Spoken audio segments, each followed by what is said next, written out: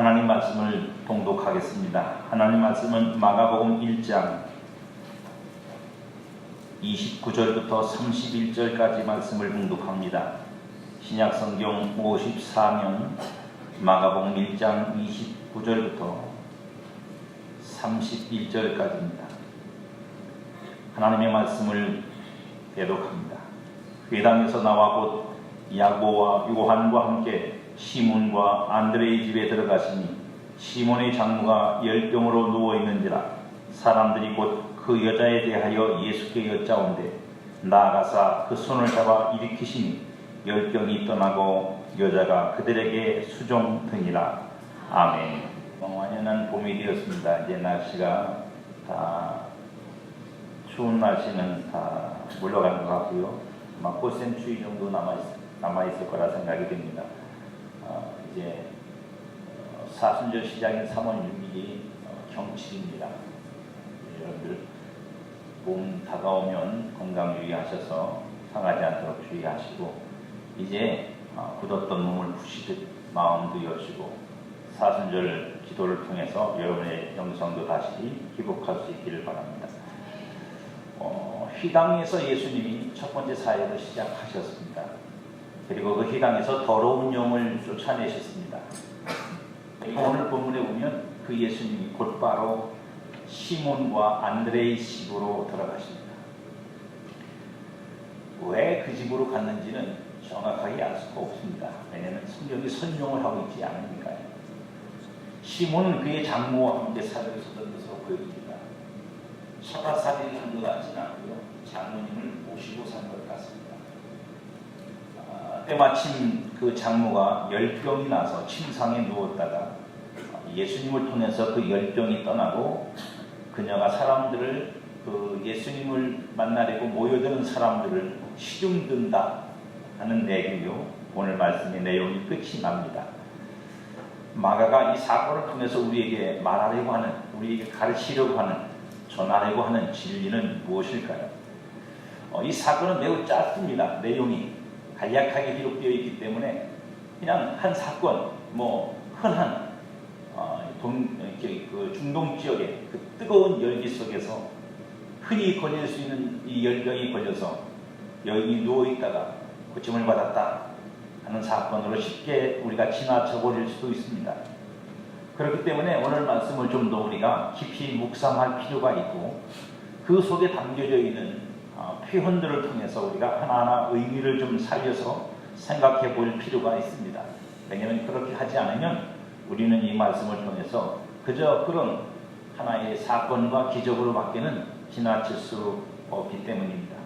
먼저 29절을 보면 아주 재미있는 표현이 들어와 있습니다. 이 표현이 기록되어 있습니다. 29절에 보면 회당에서 나와 곧 야고보와 요한과 함께 시몬과 안드레의 집에 들어가시니 그렇게 되어 있습니다. 그러니까 원래 예수님이 제자를 뽑으신 이 네 사람인데 이 네 사람이 이제 두 사람의 집으로 가는 거죠. 시몬과 안드레의 집으로 예수님이 누구만 데리고 가냐면 야고보와 요한과 함께 그 제자들을 데리고 들어가십니다. 근데 거기에 표현이 재밌는 표현이 뭐냐면 이 단어입니다. 나와 라고 하는 거죠. 어디서 나왔죠? 회당에서 나와. 그러면 들어가시니 라는 말이 있습니다. 어디 들어갑니까? 시몬과 안드레의 집으로 들어가시니 하는데 이 두 단어 사이에 연결되어 있는 것이 뭐냐면 곧이라는 말입니다. 그러니까 회당에서 나와 곧 시몬과 안드레의 집으로 들어가시니라 라고 그렇게 설명되어 있습니다. 여러분 곧이라는 말이 무슨 뜻인지 모르시는 분은 없을 것입니다. 곧이라는 말은 말 그대로 곧바로 즉시 그런 의미를 담고 있습니다. 이 말의 의미에 무엇이 포함되어 있는 거냐면 행동의 시간적 측면이 설명되는 겁니다. 다시 말하면 곧이라는 것은 지체하지 않고 시간이 지나지 않았는데 오래되지 않아서 바로 그러니까 시간적 측면이 강조되고 있죠. 행동에서의 시간적 측면. 하지만 여러분 이 곧이라는 말은 단순히 시간적인 측면을 설명하는 것만 있는 것이 아니라 나와 라고 하는 말과 들어가시니 라고 하는 것 속에서 왜 나왔고 왜 들어갔는지를 우리에게 설명하는 아주 중요한 행동의 의지적 표현이 그 속에 담겨져 있는 겁니다. 표현을 어렵게 해서 죄송합니다. 왜 나왔냐 이거예요. 그리고 왜 글로 들어갔느냐. 그걸 설명해 주는 유일한 단어가 뭐냐면 곧이에요. 곧. 예를 들면 이런 거죠. 여러분들이 방화동 짜장면 집에 가서, 혹시 있나요? 그런 짜장면 집? 방화동 짜장면 집에 가서 짜장을 먹다가 다 먹지도 않고 짜장면 숟가락을 먹던 젓가락을 내려놓고 옆집에 있는 마곡동 짜장면 집으로 들어갔어요. 그 순간에 뭐라 그러죠? 그가 방화동 짜장면 집에서 나와 곧 마곡동 짜장면 집으로 들어갔다. 그럼 왜 나오고 왜 들어간 거예요? 이 집은 맛이 없어서 못 먹겠어 이 집으로 들어간 거잖아요. 그게 단순히 시간적인 개념만 설명해 주는 게 아니라 우리의 의지적 결정, 내가 왜 그렇게 행동하는지를 설명해 주는 아주 중요한 단어 중에 하나가 바로 이 곧이라고 하는 것입니다. 이해가 되셨나요?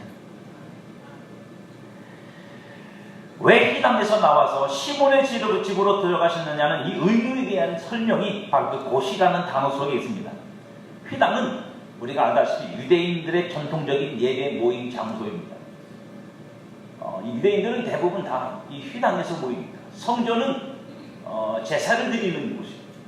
하나님께 제사를 드릴 때 대부분 성전을 사용하고 대부분은 이 안식일에 이 휘당에 모여서 그들이 이제 하나님 앞에 모임을 갖고 여러 가지 이유로 그곳에서 이제 그 쓰임새가 있습니다만 대부분 하나님 앞에 그렇게 예배를 드리는 모임 장소입니다. 그런 곳에서 주님은 우리가 지난 사건에서 더러운 영들을 꾸짖어서 나오게 하셨습니다. 갑자기 회당에서 느닷없이 귀신 들린 사람이 튀어나와서 그 사람에게서 그 영을 쫓아내 주셨습니다. 이 일은 더러운 영에 사로잡힌 한 사람의 문제가 아니라 모든 사람이 동일한 상태라는 것을 보여주는 마가식 표현이라고 지난 시간에 여러분들에게 말씀드렸습니다. 하지만 마가는 그 사건을 통해서 이 더러운 영에 들려있던 그 사람에게서 나오는 그 더러운 영이 하는 말을 통해서 그 시대에 그리고 그 함께 휘당에 있던 모든 사람들, 아니 그 사람들만이 아니라 모든 인간들이 가지고 있는 하나님을 향한 혹은 예수님을 향한 지금 그들에게 임하고 있는 하나님의 나라에 대한 그들의 본심, 그 속에 들어있는 내심이 무엇인지를 폭로합니다. 나하고 당신하고 무슨 상관이 있어? 나 건들지 마라. 네가 나를 어떻게 할 수 있어? 라고 하는 이 마음. 귀신이, 더러운 영이 한 말이죠. 그것을 안 주님이 곧바로 그 회당에서 나와서 집으로 들어가셨다는 말은 예수님의 가르침과 그리고 예수님께서 예수님을 통해서 임하시는 하나님의 나라의 역사가 이제 회당에서 집으로 옮겨졌다는 뜻입니다. 왜냐하면 예수님이 들어가신 곳, 예수님이 머무는 곳, 예수님이 계시는 것이 곧 하나님의 나라고 그리고 거기에 하나님의 나라의 가르침이 있기 때문이죠. 이제 회당이 아닌 집이 하나님 나라의 가르침과 임재의 공간이고 곧 오늘로 말하는 교회가 되는 겁니다. 그래서 바울이 골로새서라고 하는 골로새 지방에 있는 교회에게 편지를 하면서 그의 편지 속에도 동일한 표현이 담겨져 있습니다. 골로새서 4장 15절에 보면 라오디게아에 있는 형제들과 눈바와 그 여자의 집에 있는 교회에 문안하고 라고 되어 있어요. 그러니까 대부분 이 초대교회는 교회가 어떤 식이었냐면 집에 교회가 있는 겁니다. 집이 교회가 아니고 집 안에 교회가 있다는 거죠. 이게 교회의 개념이 뭐예요? 건물이나 어떤 이런 이 건축의 문제가 아니라 그 속에 있는 교회된 사람들의 문제인 거예요. 그러니까 그 집에 뭐라고요? 여자의 집에 있는 교회. 그 여자라고 하는 사람이 살고 있는 집 안에 교회가 있었다고요. 그 안에가 교회를 지은 게 아니라 그 안에서 예수 그리스도를 믿는 사람들이 예배를 드렸고 기도를 했고 하나님의 이름을 불렀고 거기서 교회가 해동되었다는 뜻입니다. 근데 문제는 뭐냐면 그 집에 들어가서 예수님이 그 집에 들어가시니 열병으로 누워있는 시몬의 장녀가 있었다는 거예요. 예수님이 들어가시니까 그 집 안에 그 여인이 누워서 있었습니다. 그것도 열병으로. 열병이라고 쓰인 말은 피레소라고 하는 말입니다. 우리나라에서는 잘 이렇게 걸리지 않는 병인데 맹렬하리라는 뜻을 갖고 있습니다. 그래서 이 단어들을 학자들은 뭐라고 말하냐면 고대 팔레스티안 지역에서 자주 발생했던 말라리아로 보는 경우가 많습니다. 높은 열을 동반하고 때로는 사망에까지 이를 수 있는 질병이라고 합니다. 마가는 이 열병이 왜 생기는지 설명하지 않습니다. 왜 생기는지 설명하지 않아요. 그냥 열병에 걸려서 누워 있었다는 게 전부예요. 그리고 예수님이 시몬의 집에 들어가는 것이 그 장모의 열병을 고쳐주기 위해서 들어간 것도 아닙니다. 처음부터 시몬이 예수님에게 예수님 우리 장모님이 열병이 걸려서 죽게 생겼으니까 와서 고쳐주세요. 들어가시죠. 라고 해서 들어간 거라면 내용이 이렇게 전개되면 안 됩니다. 그 어머니 시몬의 장모죠. 시몬의 장모가 열병으로 앓고 있다는 사실을 예수님에게 알려준 사람들이 누구예요? 시몬이 아니에요. 거기에 함께 들어갔던 다른 사람들이 설명을 합니다. 근데 처음부터 이 시몬의 장모를 고치려고 들어간 거 아니라고요. 그냥 들어가신 거예요. 근데 들어가 보니까 시몬의 장모가 누워 있었다고요. 열병에 걸려서. 앞에서 설명했듯이 휘당에서 시몬의 집으로 예수님이 이동을 하시고 그 시몬의 집이 이제 하나님 나라의 가르침과 임재가 나타나는 공간으로서의 교회를 상징한다면 그 교회인 시몬의 집에 장모가 열병으로 누웠다는 사실로 마가가 우리에게 무언가를 설명하려는 겁니다. 이제 하나님 나라의 임재와 하나님 나라를 가르쳐 이제 거기에서 그 집에서 하나님의 나라의 역사가 일어날 것인데 그 집에 막상 들어가 보니 그 집이 병든 장모가 누워있는 집이었다 이런 뜻입니다. 마가는 특별히 이 집이라는 말을 많이 사용하고 예수님의 사역의 많은 부분이 이 집에서 이루어지는 것을 기록합니다. 여기서 우리가 또 주목할 말이 있습니다. 아까기는 나와와 들어가니라고 하는 말과 그 사이에 있는 곳이라는 말에 주목을 했습니다. 이제는 우리가 뭘 주목해야 되느냐면 이 시몬의 장모가 열병에 걸려서 어떻게 되어 있다고 말합니까? 성경이 누워있다고 설명합니다. 누워있대요. 누워있다는 말, 우리 누워있다는 말이 무슨 말인지 모르는 분이 어디 있어요? 여러분들 조금만 불편하시면 누워있고, 여러분 연세면 이제 눕는 게 편하죠. 눕는 게 편하다는 건 좋은 게 아닙니다. 안 누우는 게 좋은 거예요. 안 누우시는 거, 자꾸 눕고 싶지 않은 게 좋으신 거예요. 안 누우시길 바랍니다. 자꾸 눕고 싶다는 건 이제 주님 부르실 때가 가까웠다는 뜻이에요. 자꾸 눕지 마세요. 이 누웠다는 말이 정확하게 무슨 의미를 가지고 있는 건지를 우리가 이해하려면 그 반대의 단어가 바로 나와요. 누워있는 이 시몬의 장모를 예수님이 어떻게 하죠? 그 손으로 잡아 일으키셨답니다. 아무 문제가 없습니다. 병으로 누워있던 사람을 예수님이 일으켰다. 여기 무슨 의미가 있고 여기에 무슨 우리가 모를 만한 단어도 없습니다. 근데 이 누웠다는 말을 우리가 이해하려면 그래서 일으켰다는 말이 무슨 뜻인지를 알아야 해요. 예수님이 그 여자의 손을 잡고 일으켰다는 이 말이 무슨 뜻인지 알면 그 여자가 왜 누워있었는지를 알게 되고 그 누웠다는 것이 무슨 뜻인지를 알게 되고 그리고 일으켜졌다는 게 뭔지를 알게 되고 그리고 그 다음에 그 여인이 한 행동이 어떻게 가능한지를 우리에게 설명해 줍니다. 여기서 사용된 일으켰다라고 하는 말, 일으키시니라는 말의 단어는 에게이렌이라고 하는 말입니다. 이 에게이렌은 에게이르라고 하는 이 에게이르라고 하는 말의 과거 능동형인데 이런 것까지 여러분들이 다 기억하실 필요는 없습니다만 왜 제가 이 말을 굳이 여러분들에게 설명하냐면 이 말은 신약 성경에서 특별히 가장 많이 사용되는 용도가 뭐냐면 바울 사도가 부활을 설명할 때 쓰는 말입니다. 예수가 죽은 자 가운데서 일으켜지시니 라고 하는 말, 다시 살아나신다라고 하는 말의 원래 단어가 뭐냐? 이 에게이루라고 하는 말. 그래서 바울은 이 말을 고린도전서에서 가장 많이 사용하는데 고린도전서 15장 16절, 16, 17, 18절에 보면 바울이 부활을 설명하면서 이렇게 설명합니다. 만일 죽은 자가 다시 살아나는 일이 없으면 그리스도도 다시 살아나신 일이 없었을 터이요.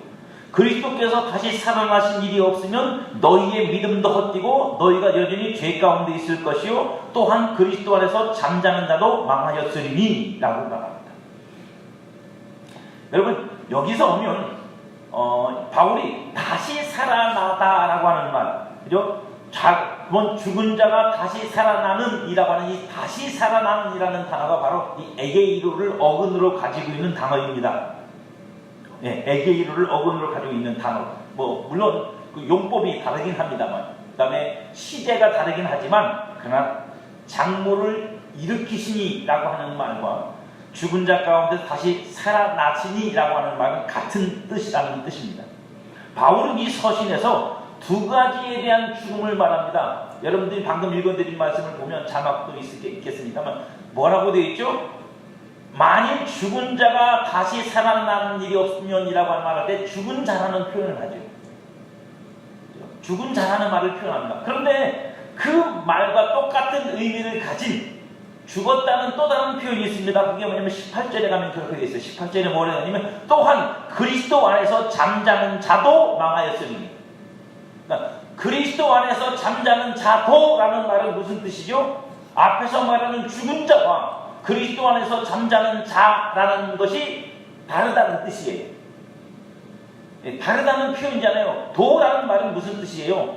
그 사람들도 그렇고 이 사람들도 그렇다는 뜻이잖아요. 그러니까 그리스도 안에서 잠자는 자들은 우리가 보통 누구를 말하는 거죠? 예수를 믿어서 죽은 사람들이요. 죽어서 이미 장사 지낸 사람들을 말할 때 그리스도 안에서 잠자는 자라고 표현합니다. 그러면 그들을 따로 구별해서 설명을 하는 것이라면 앞에서 말하는 죽은 자는 그들과는 다른 의미의 죽음을 설명하고 있는 거예요. 아이고 힘들어라. 여러분들이 눈이 초롱초롱하게 듣고 있으면 덜 힘든데,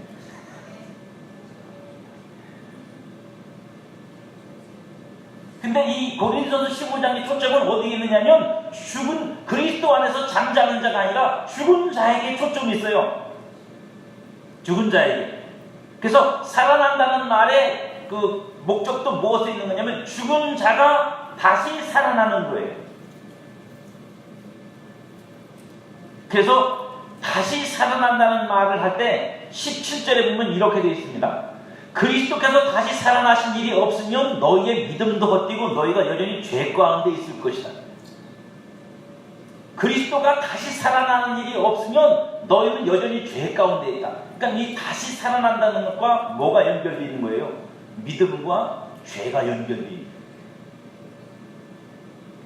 왜냐하면 바울이 여기서 말하려는 죽음은 그리스도 안에서 잠자는 자라고 하는 실제로 육신이 죽어서 이미 무덤에 장사된 그 사람들을 대상으로 하는 게 아니라 예수님을 믿기 이전의 상태를 통해서 우리가 어떻게 새 생명을 얻어서 하나님 앞에 산 자가 되느냐라고 하는 문제를 먼저 설명하는 내용을 담고 있기 때문입니다. 에베소서 2장 1절로 3절까지 말씀을 보면 성경이 우리에게 가르치고 있는 죽음의 첫 번째 의미입니다. 성경이 우리에게 죽음을 어떻게 설명하느냐면 그는 허물과 죄로 죽었던 너희를 살리셨도다. 물론 원어에는 살리셨다는 말은 없습니다. 이거는 한국어로 번역하면서 그것을 해석한 겁니다.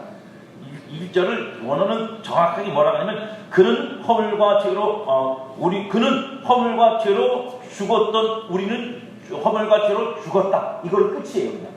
그 다음에 2절에 가면 그때 너희는 죽었을 때에 너희는 그 가운데 행하여 이 세상 풍조를 따르고 공중 권세 잡은 자를 따랐으니 곧 지금 불순종의 아들들 가운데 역사하는 영이라. 전에는 우리도 다 그 가운데서 우리 육체의 욕심을 따라 지내며 육체와 마음에 원하는 것을 하여 다 다른 이들과 같이 본질상 진노의 자녀이었더니 라고 말합니다. 그러니까 죄로 인하여 죄와 허물로 죽었다. 이게 성경이 말하는 죽음이죠. 그러면 그 죽음으로부터 우리를 다시 살리셔서 일으키셔서 우리로 하여금 다시 산 자가 죽었기 때문에 다시 살아나는 겁니다. 창조한 게 아니고 다시 만든 게 아니라 죽은 자를 일으켜 다시 살아나게 만들었다는 뜻이죠. 그래서 바울은 믿는 자를 부를 때 뭐라고 부르냐면 고린도후서 4장 11절에 보면 이렇게 부릅니다. 우리 살아있는 자가 언제 죽었어요, 여러분? 여기서 살아있는 자는 무엇을 의미하는 거죠? 예수 그리스도가 죽은 자 가운데서 일으켜 주심으로 인하여 그 부활의 일으켜지심으로 인하여 마침내 내 안에서 내가 살아 일으켜지는 거죠. 죽음에 있던 내가 일으켜져서 산자가 됐다는 말이에요. 할렐루야. 이게 바로 그리스도 안에, 성도 안에 일어난 부활의 사건입니다. 우리 살아있는 자가 항상 예수를 위하여 죽음에 넘겨짐은, 그래서 우리 성도는, 예수님을 믿는 자는 뭐예요? 내 안에 부활의 사건이 일어난 사람. 여러분들은 여러분 안에 부활의 사건이 일어난 사람이어야 합니다. 부활이 뭔지 모른다? 여러분, 그건 아직 예수 그리스도가 누구신지를 모르는 거예요. 예수님이 죽은 내 안에서 일으켜져서 허물과 죄로 죽은 나를 살리심으로 내가 살아있는 자가 되고, 그렇게 나는 죄로 죽어 누웠던 삶에서 일으켜진 삶으로 바뀌어지는 거죠. 그게 성도고, 오늘 마가가 우리에게 설명하려고 하는 누웠던 장로가 일으켜졌다는 말로서 우리에게 보이려고 하는 복음의 진리, 그게 뭐냐? 교회란 바로 그렇게 죽었다가 살아난 자들의 곳이요, 그들이 머무는 곳이요, 그들이 있는 곳이요, 그들을 통해서 세워지는 곳이라고 하는 것을 우리에게 설명하려는 것입니다. 그리고 한 가지 더 중요한 의미가 있습니다. 그렇게 누웠다가 일어난 이 시몬의 장로가 일어나서 한 일이 뭐예요? 31절 보세요. 31절에 뭐라고 되죠? 나아가사 그 손을 잡아 일으키시니 열병이 떠나고 여자가 그들에게 수종드니라. 여자가 그들에게 그들이 누구겠어요? 예수님을 따라온 제자들과, 그리고 예수님을 따라온 다른 많은 무리들이 그 집으로 한꺼번에 다 들어와 버렸는데, 그 여자 혼자 수종든 여자는 어디 가나 늘 일복이 많아요. 그래서 어떤 분은요, 여성운동가들은 이거 별로 안 좋아합니다. 왜냐면 성경이 전부 다 여자만 그저 수고하고 뭐 헌신하고 그런 거 한다고 별로 안 좋아하는 분도 계세요. 근데 그런 문제가 아닙니다. 여자니까 수종 들었다는 게 아니라, 마가가 우리에게 말하려고 하는 건 여자기 때문에 수종 든 게 아니라, 왜 수종을 들었다고요? 그가 누웠다가 일으켜짐으로 인하여 수종들 수 있는 사람이 되었다. 역시 아멘 여자분만 합니다. 이건 남자보다 여자가 좋은 것 같아요. 그러니까 반대로 말하면 여러분 이렇게 이해하셔야 돼요. 섬김을 하는 자가 예수님에 의해 일으켜진 자요, 곧 부활 생명을 가진 자요, 곧 살아있는 자다.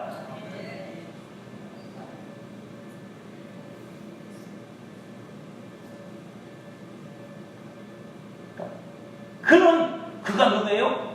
지금 섬김을 하고 있는 사람은 섬김으로 자신이 일으켜졌음을 증거하는 것이고, 증언하는 것이고, 그게 증표요. 예수님을 통해서 살아있는 자만이 주님의 몸인 교회를 섬기고 세우는 일에 헌신될 수 있습니다. 죽은 자는 못해요. 죽은 자는 할 수가 없습니다. 하고 싶은 마음도 없고, 할 수 있는 힘도 없고, 누워있는데 어떻게 합니까?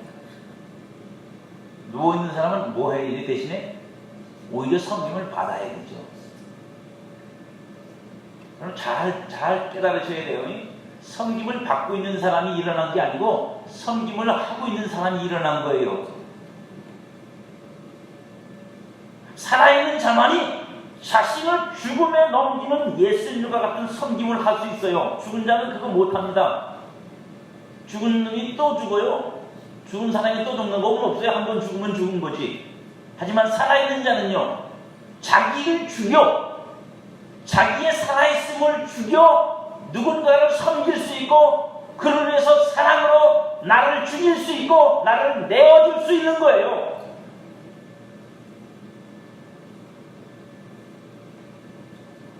이걸 하고 있는 사람이 살아있는 사람, 일으켜진 사람이라고 설명하고 있는 거야. 예수님의 거룩한 피로 씻겨 양심이 깨끗하게 된 사람만이 하나님을 섬기고 봉사할 수 있다는 것이 성경의 진리입니다. 히브리서 9장 13절 이하에 보면 염소와 황소의 피와 및 암송아지의 죄를 부정한 자에게 뿌려 그 육체를 정결하게 하여 거룩하게 하거든 하물며 영원하신 성령으로 말미암아 흠없는 자기를 하나님께 드린 그리스도의 피가 어찌 너희 양심을 죽은 행실로 깨끗하게 하고 살아계신 하나님을 섬기게 하지 못하겠느냐. 하나님을 섬기는 일도 그 양심이 죄로 죽었다가 씻겨지고 깨끗하게 되어서야 비로소 하나님을 섬길 수 있는 자리로 갈 수 있는 것처럼, 그렇게 살아난 자만이 그 하나님께 속한 자들을, 하나님께 속한 교회를 섬길 수 있는 거예요. 섬기는 일도 기술의 문제가 아니고요, 시간의 문제가 아닙니다. 내가 시간이 있으니까 섬기고 내가 어떤 재주가 있으니까 섬기는 게 아니에요. 섬김의 기본은 뭐죠? 누웠느냐 살았느냐예요. 섬김이 안 된다는 건 누워있다는 뜻이고, 섬김이 된다는 건 섬기고 싶은 마음이 여러분 충만하게 세워지고 일으켜진다는 건 여러분이 살았다는 뜻입니다. 제가 여러분들에게, 어르신들에게 자꾸 눕지 말라고 하신 말씀을 잘 깨달으세요. 육체적으로야 제가 어떻게 그런 충고를 드릴 수 있겠습니까? 예수님이 말씀하세요. 마가복음 10장 45절에 인자가 온 것은 섬김을 받으려 함이 아니라 도리어 섬기려 하고 자기 목숨을 많은 사람의 대성물로 주려 함이니라. 이게 하나님 나라의 다스림입니다. 하나님 나라의 통치는 섬김 받는 자리에 있는 게 아니라 섬김을 하는 사람 속에 있는 거예요. 그가 하나님 나라로 말미암아 살았고 일으켜짐을 얻어서 비로소 그가 그 하나님 나라를 위해서 움직일 수 있는 사람이 됐다는 뜻입니다. 하나님 나라는 지배로 다스려지는 나라가 아니라 사랑으로 다스려지는 나라입니다. 그 사랑의 다스림이 바로 섬김이에요. 그러니까 우리 속에 섬김의 마음이, 섬김의 영이 있다는 것은 이미 내가 그 하나님 나라로 다스려지고 있어서 그 하나님 나라의 다스림으로 살아내는 삶을 지금 살고 있다는 뜻으로 이해하셔도 됩니다. 주님의 교회는 죄로 죽었던 자들이 주님에 의해 죽음에서 일으켜져 섬김의 다스림을 받는 사람들입니다. 그래서 오늘 마가는 이 시몬과 시몬의 집과 시몬의 장모를 통해서 우리에게 교회가 무엇인지, 그리고 교회가 어떻게 누군가를 통해서, 누구를 통해서 세워지는지, 어떻게 세워지는지를 우리에게 설명하고 있는 것입니다. 그렇게 일으켜진 사람, 그래서 마침내 일어서 이제 내가 살아서 섬김을 하는 그 사람들을 통해서 주님의 교회는 세워지고 그 섬김의 다스림을 통해서 교회는 움직여집니다. 그 시작이 주님의 섬김이라는, 주님이 우리를 섬겨주셨기 때문에, 그래서 우리를 죽은 자 가운데서 일으키셨기 때문에 되었다는 것이 마가식의 설명이고, 마가는 그것을 열병으로 누워있던 시몬의 장모에게 다가가 그 손을 잡고 일으키시는 것으로서 우리에게 설명하고 표현하고 있는 것입니다. 예수님이 우리와 같이 되셔서 나를 위해 십자가를 지시는 죽음으로 나를 섬김으로, 이게 섬김이에요. 예수님이 나와 같이, 우리와 같이 되어 육신을 입고 오셔서 나를 위해 십자가에 죽으심으로 죽은 나를 일으키시는, 이게 하나님 나라의 섬김이라고. 그렇게 나를 섬김으로 나는 죄의 죽음, 곧 누움에서 일으켜져서 섬김의 생명을 살아낼 수 있는 사람, 내가 마침내 섬김의 자리에 서서 누군가를 섬길 수 있는 사람이 되었다는 것, 그게 바로 여러분들이 예수를 믿고 있다는 말이고, 그게 살아났다는 말이고, 그게 하나님의 나라가 내 안에 있다는 뜻이고, 그게 내가 하나님의 통치를 받고 있다는 뜻으로 오늘 본문은 우리에게 말씀하고 있는 겁니다. 이제 우리 자신들에게 물어야 합니다. 우리 자신들에게 물어요.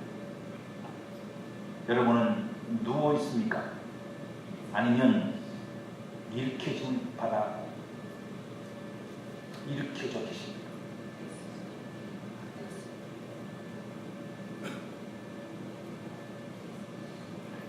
여러분을 통해서, 나를 통해 하나님 나라의 통치인 섬김이 이루어지고 있습니까? 아니면 여전히 섬김을 받고자 하는 자리에서 누워서 누군가 나를 도와주지 않으면 나는 아무것도 못해. 섬김을 받는 자리가, 섬김을 받으려는 것이 그런 자리라는 걸 아셔야 됩니다.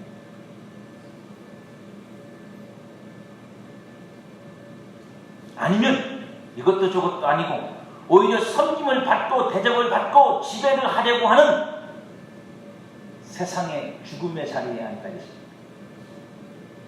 분명히 우리는 깨달아야 합니다.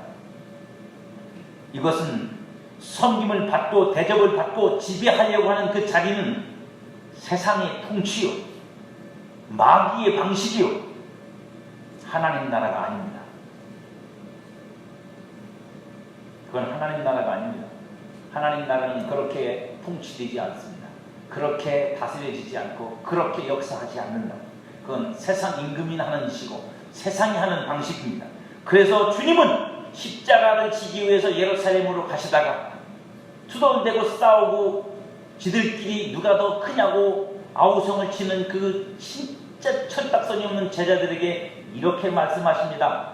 누가복음 22장 24절에서 또 그들 사이에 그 중에 누가 크냐 하는 다툼이 난지라. 예수께서 이르시되 이방인의 임금들은 그들을 주관하며 그 집권자들은 은인이나 칭함을 받으나 너희는 그렇지 않을지니 너희 중에 큰 자는 젊은 자와 같고, 여기서 젊은 자라는 건 여러분 젊고 건강하다는 뜻이 아닙니다. 여기서 말하는 젊은 자라는 젊고 건강한 뜻이 아니라 뭐예요? 낫다는, 작은 자라는 뜻이에요. 겸손한 자라는 뜻이에요. 젊은 자와 같고 다스리는 자는 섬기는 자와 같을지니라. 앉아서 먹는 자가 크냐 섬기는 자가 크냐? 누가 커요? 여러분 생각에 누가 커요? 각자 대답이 크죠. 앉아서 먹는 사람이 크죠? 그죠? 아니 세상적으로 말하면 앉아서 먹는 사람이 크죠? 그래서 사람들은 세상에서 볼 때는 뭐합니까? 앉아서 받아먹는 사람이 큰 사람이에요. 저 사람은 얼마나 훌륭하길래 누가 갖다 주나? 가끔 가다가 그렇게 민망할 때가 있어요. 저도 교회에 어떤 행사가 있어서 가면은 목사님들은 앉아 계시라고 성도는 쭉 줄 세워놓고 밥 받아 먹으라고 그래서 목사님들은 이렇게 갖다가 주더라고. 그런 것 좀 안 했으면 좋겠어요. 줄 서려면 다 서고 마는 거지 뭐. 세상적으로 보면 앉아서 받아먹는 사람이 큽니다. 그러나 나는 섬기는 자로 너희 중에 있느니라. 나는 지금 반찬통 나르고 있다 이 얘기. 나는 지금 음식 나르고 있다. 나는 지금 섬기는 자리에 있다. 그런 나는 하나님 나라의 다스림을 받고 있고 하나님의 통치를 받고 있고 내가 하나님 나라다. 너희는 어떻게 할 거냐? 그래서 주님이 말씀하신 게 뭐라고요? 너희는 그와 같지 아니하니 그렇지 않을지니 26절에 너희는 그렇지 않을지니 세상하고 다르게 살아라 이래요. 너희는 하나님 나라의 통치를 받고 나를 통해 하나님 나라의 가르침을 받았고 그 하나님 나라가 무엇인지 너희가 보고 배웠으니 너희는 그 하나님 나라의 통치를 받는 사람으로 살아라. 그러려면 하나님 나라에서 누가 크냐? 섬기는 자다. 저도 여러분들에게 다시 한번 묻습니다. 여러분은 어디 계십니까? 여러분의 마음은 지금 어디에 있고 여러분의 몸은 어디 있습니까? 섬기는 자리입니까? 아니면 섬김을 받는 자리에 있습니까? 죽어 누워 아무것도 못하고 있습니까? 아니면 일으켜져 살아있음을 섬김으로 증거하고 있습니까? 하나님 나라가 통치하고 있습니까? 아니면 세상의 영이 여전히 나를 통치하고 있습니까? 여러분 스스로 하나님 앞에서 이 질문에 답하시기를, 그 답이 여러분 안에 선명하기를 주의 이름으로 축복합니다.